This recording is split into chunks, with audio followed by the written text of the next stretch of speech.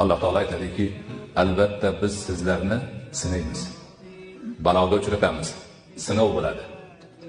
U sinov bir vaqtlarda qo'rqinch bo'lishi ham mumkin. Xavf bo'lishi ham mumkin. Ochlik bo'lishi ham mumkin. Mol mulkda nuqsonga uchrash mumkin. Jonda nuqsonga uchrash mumkin. Ana ularni, demak, hammasi mo'min musulmonni boshiga tushishi bor.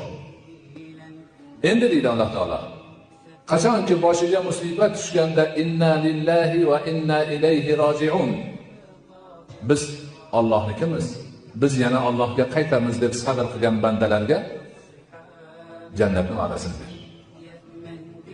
Ularga Alloh taoloning salovati bo'ladi, rahmati bo'ladi. Ular hidoyat topgan kishilardan bo'ladi.